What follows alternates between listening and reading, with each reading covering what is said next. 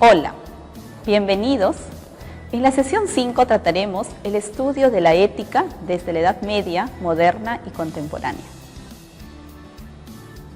Como pueden leer, nuestro objetivo busca discriminar las tesis principales de cada una de las doctrinas éticas en cada época de la historia y sus repercusiones en la moral vigente. En la sesión 8 abordaremos a la Edad Media, con su máximo exponente, Santo Tomás de Aquino, y en la Edad Moderna, representado por Immanuel Kant. En la sesión 9 abordaremos la edad contemporánea, especialmente las tesis principales de Carlos Marx, Federico Engels, Søren Kierkegaard, Federico Nietzsche y Jean-Paul Sartre. Bien. Entonces, seguiremos con la Edad Media. En ella surge una nueva forma de pensar, una nueva forma de interpretar el mundo, distinta de la anterior. Es así que surge el pensamiento cristiano, recorriendo distintas etapas. En un primer momento, necesita justificar su existencia y su propia doctrina ante la sociedad y la razón. Más tarde, a partir de las ideas griegas asimiladas y reinterpretadas por la originalidad del propio mensaje cristiano, surge San Agustín. En el siglo V. En general, reconocen la autoridad de los filósofos griegos y admiran en ellos los logros de la razón. Pero ahora la revelación había puesto al alcance del hombre la verdad, por lo que no se trataba ya de buscar la verdad, sino de hacerlo razonable.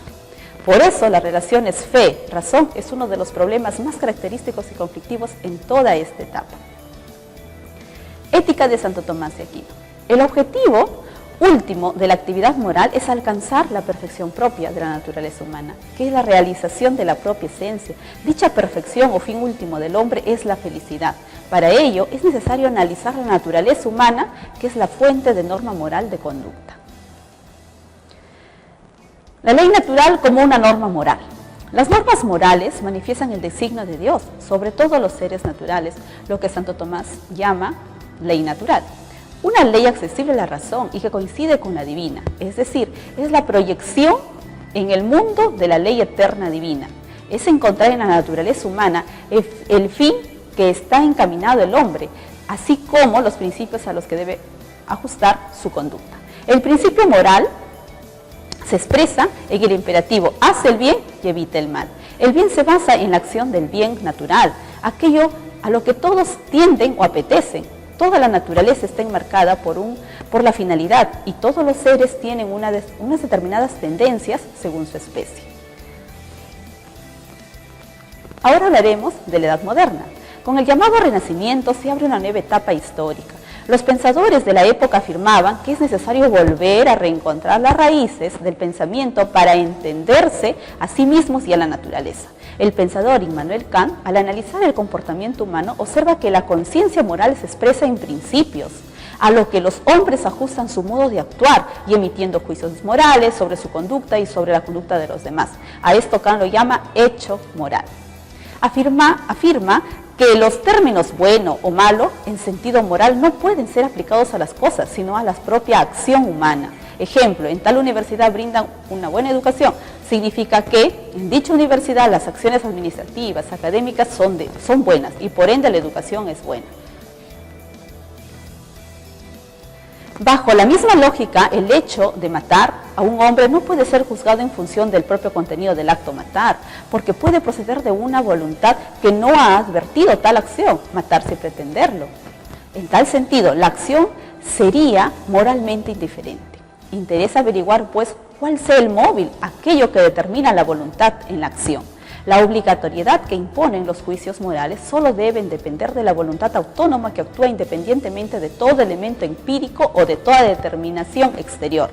De ahí que la ética de Kant sea una ética autónoma y formal, solo desde la autonomía de la razón que descubre la ley moral en su interior. Tiene sentido hablar de moral. Edad contemporánea. En este contexto de posturas comunes ante la vida, va quedando atrás la medida que va emergiendo la afirmación del yo kantiano como sujeto de conocimiento. Cada individuo se siente ahora libre para elaborar su propia interpretación de la existencia. Es un acto claro, exponente de la gran confianza en la libertad y en las posibilidades de la razón humana. Sin embargo, Carlos Marx critica la contradicción en la que incurre el sistema hegeliano. apoyándose en un método revolucionario, pero termina justificando la tradición cristiana representada por la burguesía y justificando la tradición cristiana en un modo autoritario y centralizador del Estado. Marx acepta el método dialéctico, pero lo adopta el análisis de la nueva sociedad civil, surgido de la revolución industrial. En ese contexto se inicia la edad contemporánea, en Europa a finales del siglo XVIII. Bien, Marx, dotado de un agudo sentido de la historia, vincula la dialéctica directamente al estudio de la práctica social, a la comprensión de las crisis revolucionarias y a la explicación de los giros históricos. En la obra Sagrada Familia, escrita en 1844, Marx considera que todo cuanto corresponde a la realidad humana es dialéctico. De ahí que presenta la dialéctica como un humanismo realista. A la hora de buscar antecedentes de la filosofía existencialista por allá en los años 1850, encontramos el precursor del existencialismo al filósofo danés Søren Kierkegaard. Su filosofía surge en reacción contra el esencialismo de la filosofía hegeliana, dominante en la época. Esta filosofía defiende al ser humano individual, concreto, proponiendo una filosofía nueva de carácter existencial. Critica la pasividad de la Iglesia y la reducción de lo religioso a lo práctico ritual y a la afirmación de los contenidos doctrinales. Acusa al idealismo de Hegel de haber considerado al ser humano como un sujeto único, disuelto en su sistema objetivo y universal. Lo único realmente existente es el individuo, que no es objeto de definición, ni siquiera de descripción, sino de toma de conciencia de sí, cuando se relaciona con su propia existencia. El ser humano, concreto de carne y hueso, que no está determinado por nada ni por nadie, que está trágicamente solo ante sí mismo y que tiene que elegir entre la infinidad de posibilidades, lo cual produce angustia y desesperación. Kierkegaard señala 3 posibles actitudes que puede determinar el individuo ante su existencia. Esos estadios son: el estadio estético se caracteriza por adoptar una actitud de mero observador, incluso ante el mismo dolor. Supone anclarse en lo bello, lo hermoso, a ser objeto de la propia existencia, lo placentero. En el estadio ético se caracteriza por adoptar una actitud moral ante la existencia, por sustituir el criterio de lo agradable, lo desagradable, por el correcto, lo incorrecto. En el estadio religioso constituye la fase más alta de la elección porque se da el vacío de la razón. La fe se apoya en el abismo de la sinrazón. La fe salva al ser humano de la desesperación, al suponer un salto hacia Dios, en quien todo es posible. Pasaremos a hablar de Friedrich Nietzsche. Contrapone al hombre conceptual que usa la lógica y no puede conocer las cosas como son. El hombre intuitivo, valiéndose de la intuición y gracias al arte, puede llegar a comprender la vida mejor que el científico. La intuición es el modo de captación de ese fondo oscuro y profundo que es la vida. La vida escapa a toda comprensión conceptual y solo a través del arte se logra su expresión. Nietzsche critica, entre otros, a la religión y a la moral, diciendo que frente a los antiguos valores griegos que expresaban la vida misma en la cultura occidental, solo ha quedado lugar para una preocupación por ideas conceptualizadas, alejadas de todo lo que podemos sentir como vida. Nos hemos quedado así con palabras vacías de todo contenido para referirnos a esta pérdida de valores clásicos. Nietzsche utiliza el término decadencia. Jean-Paul Sartre. El concepto de conciencia para Sartre es ciertamente intencional, es conciencia de algo y se proyecta tanto sobre lo que está presente como sobre lo que está ausente a la imaginación. La conciencia es algo que da significado al mundo, sin embargo la conciencia no es fenoménica, porque lo fenoménico es el ser que se manifiesta en él mismo, en su esencia y existencia. Solamente las cosas son ser, existen en sí y como tal se manifiestan a la conciencia, que le da una significación instrumental. Las convierte en objetos. Escribió la obra El ser y la nada en 1943.